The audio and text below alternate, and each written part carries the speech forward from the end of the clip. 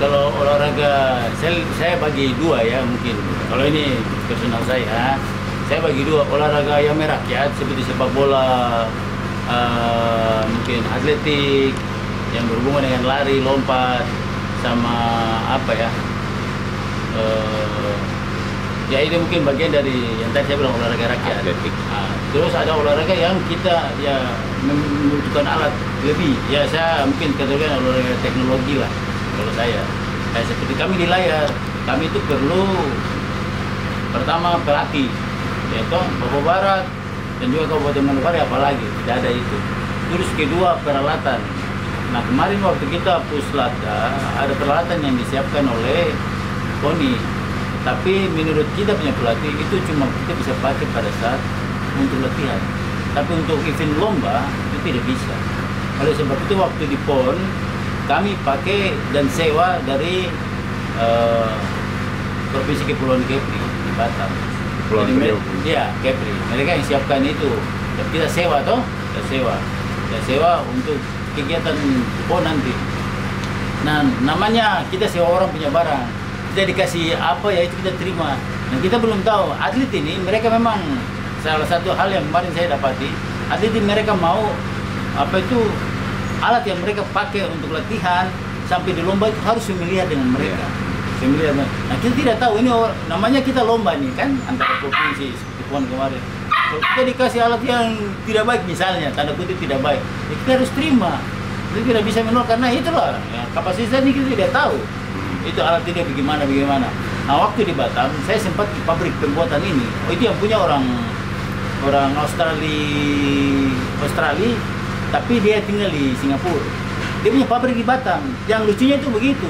Waktu waktu saya kunjungan ke pabrik itu, nah kita harus beli dengan harga dolar Australia, dolar Singapura.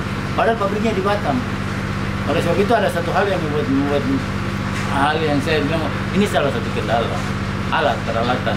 Nah, menurut Pak Weng yang tadi saya ada ngomong itu, Pak Weng Samsi, dia guru besar lah, katakanlah di layar ini dia bilang kalau lomba itu kita jelas alat dari United Kingdom dari Inggris. Nah itu untuk kapasitas untuk lomba. Nah harganya juga tentang ratusan juta Bapak. Jadi seperti demikian. Jadi kalau untuk yang saya lihat itu olahraga umumnya yang ada di Papua Barat bahwa ada dua, tadi olahraga rakyat yang saya sampaikan sama olahraga yang kita mungkin terus seperti ya kami di layar, di dayung, di selancar ombak, itu kan kita perlu alat. Nah itu juga perlu pelatih yang kompeten, pelatih yang punya sertifikat. Terus yang berikut itu persoalan pendanaan.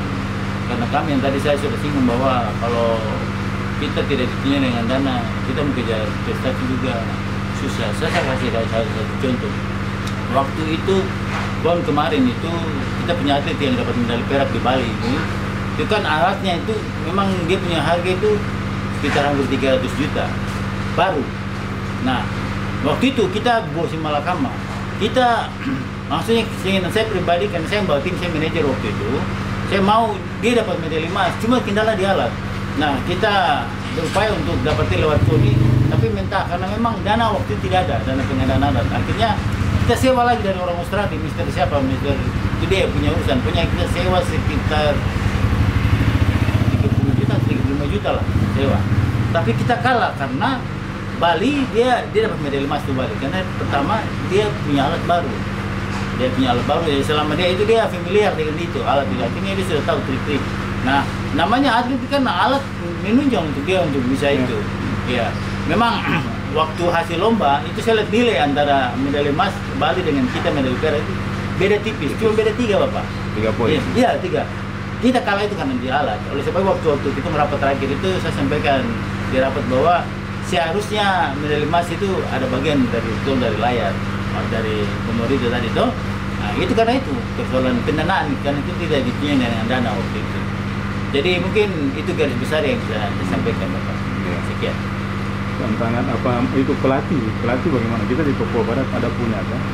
Iya, jadi persoalan pelatih begini Bapak.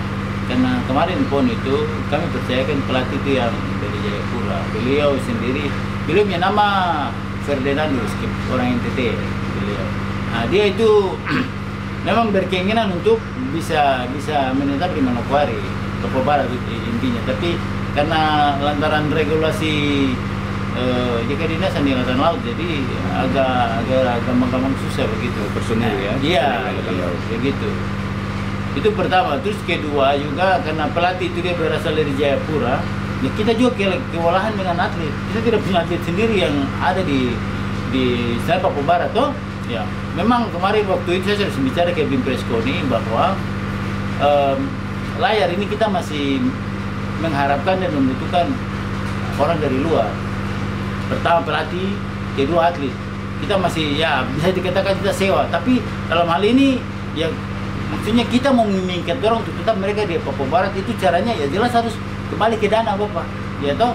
Nah, itu ada program dari Bimpres untuk entah tahun berapa mau jalan itu, tapi itu sudah ada dalam Bimpres bahwa setiap atlet yang prestasi dan pelatihnya itu akan kita pertahankan. Dia pertahankan tetap ada di bendera Papua Barat. Jadi kendala kita selain yang tadi saya ngomongan itu, yaitu jelas pelatih sama atlet. Karena jelas atlet dan pelatih tidak ada yang dari Papua Barat, semua kita ambil dari luar. Seperti kemarin di Prapon saja itu, Prapon itu kita ambil dari Provinsi Papua, Provinsi DKI Jakarta, Provinsi Banten, Provinsi Kepulauan Riau, Provinsi Kalimantan Timur. Itu ada 5 provinsi. Tapi yang lolos Prapon waktu itu cuman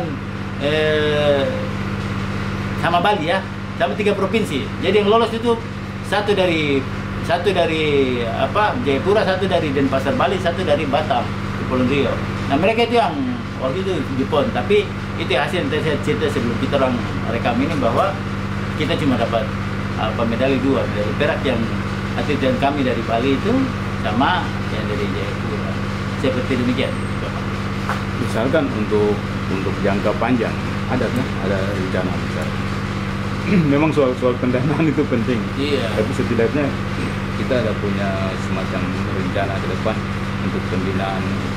Ini kan potensi sumber daya manusia atlet ya. Iya. Di sini kan mungkin banyak juga begitu. Ada pengamatan. Iya. Waktu kami melaksanakan Puslatda yang kan kita puslatda 2 tempat Bapak. Satu kemarin pertama start puslatda kita di Pantai Kampung Guamesa di Andai. Ya, Andai Maripi itulah. Ya. Tapi karena kendala banyak hal lah, karena kendala cuaca, kendala angin itu akhirnya kita pindah ke Pulau Leman. Nah, di Pulau Leman baru saya lihat.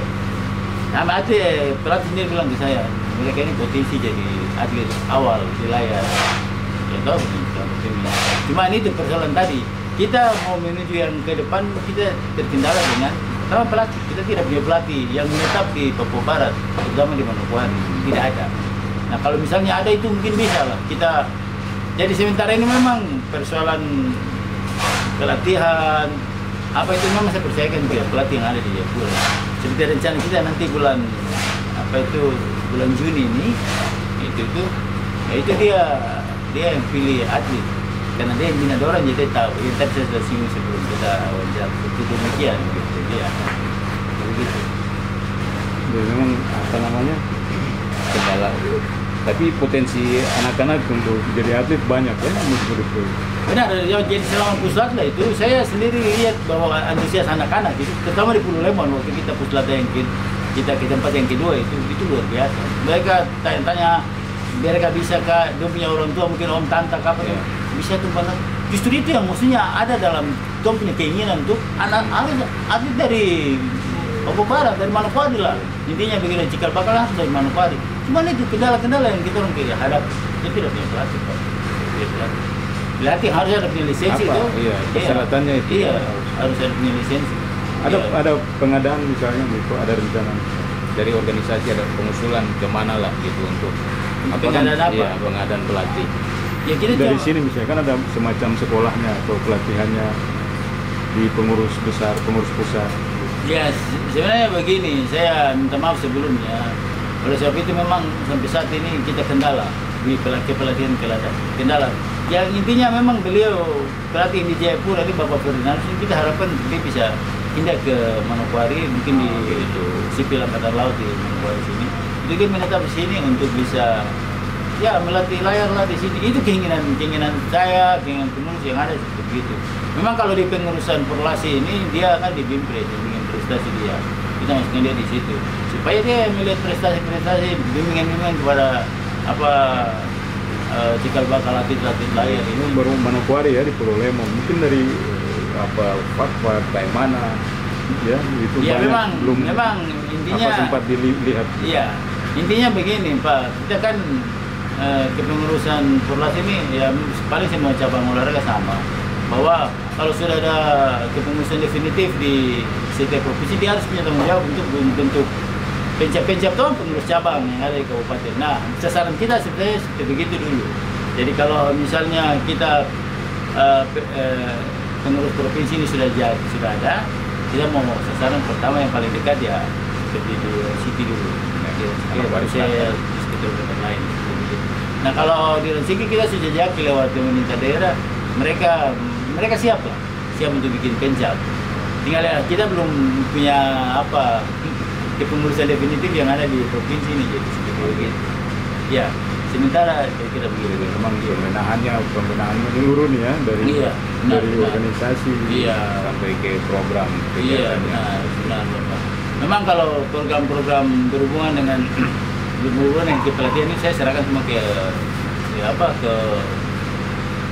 Pak Pelatih, Pak Pelatih. Nah, ini rencana kami hari Sabtu nanti ya kami mau revisi kepengurusan yang gemuk yang kemarin yang tidak disetujui oleh PB Porlasi, kita mau bikin semakin kecil. Jadi kemungkinan kita cuma 6 orang kan. Ya, bikin 6 orang nanti tinggal kita minta bantu, tinggal siapa begitu. Kita minta bantu. Kita rencana seperti begitu. Ya tetap nanti Pak Cobo ketua, saya berharap yang kita bisa aja kerjasama. Yang pertama intinya itu apa? Kita di olahraga nih saya lihat ini saya makin berat. Kalau kita sudah pikir uang pertama itu kita coba. Iya, suka coba itu. Karena sudah pikir uang lebih dulu toh. Jadi tidak terfokus untuk prestasi. Kita terfokus untuk prestasi. Makanya kemarin itu saya ngomong kepada kita tim yang kemarin berangkat ke Aceh sana, saya bilang kalau dari awal kalian sudah pikir uang, kami tidak akan prestasi. Jadi syukur apa yang saya ngomong mereka dengar. Ada event waktu dekat itu bagaimana?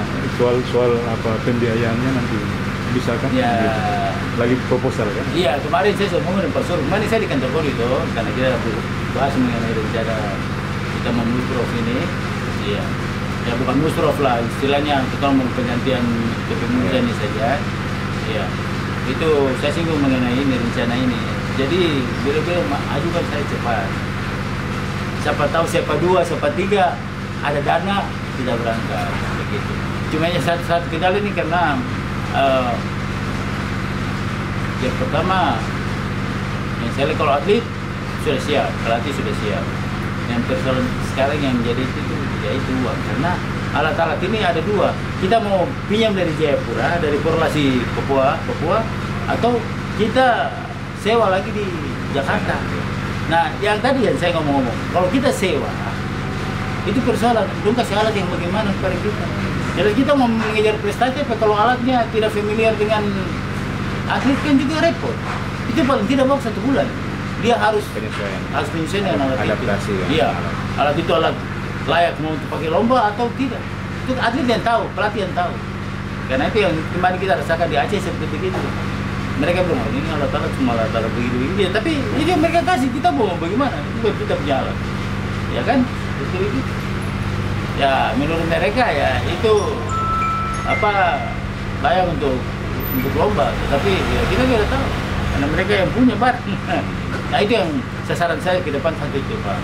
Kalau ada dana, pemerintah provinsi juga peduli dengan layar ini, berarti kita pengadaan paling tidak dari pihak swasta misalnya selain pemerintah. Ya itu yang memang kita rencana untuk apa? Ke pabrik sama ke BP. Iya. Cuma ini ke persoalan sekarang kita belum definitif. Jadi kita kan bergerak tidak ada punya dasar hukum toh. Ya, jadi seperti begitu. Rampungkan. Iya. Kalau sudah ada, ya nanti di bidang di bagian-bagian yang kita akan rencana. Jadi kita rencana tiga bidang saja. Bimbingan prestasi, sarana prasarana sama organisasi. Cuma tiga ini saja, Pak. Ya, itu yang kita rencana. Tidak perlu banyak-banyak karena bagaimana itu kepala saya. Seperti demikian, Pak. Oke, Ya. baik. Ya. Ada hal lain mau disampaikan, silakan. Ya, sasaran saya kan kita rencana untuk PON 2028 itu. Ya. Kan sebelum PON ada prapon. Ya, prapon. Prapon ini kan tahun 2027 itu. Ya pasti semua berpusatnya di Jakarta dan mungkin juga di Bali. Terutama nomor defense seperti yang kemarin atlet kita dapat medali perak. Karena memang Bali itu dia kiblatnya olahraga yang satu ini. Nomor yang satu ini. Windsurfing kayak itu. Ya. Kalau tidak salah saya ingat seperti itu. Ya memang pertama memang perlu kesabaran karena kita mengikat target tetap ada di Papua itu memang ampun susah.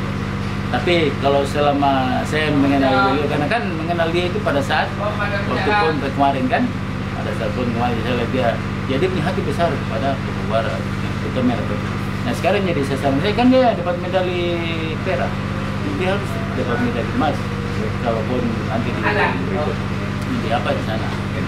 Ya tadi kita ada hari tunjang dan segala hal termasuk peralatan. Nah memang harus jauh hari pihak PON harus punya berkinjana yang kuat untuk dengan dana tersebut. Ya, saya pikir begitu Pak.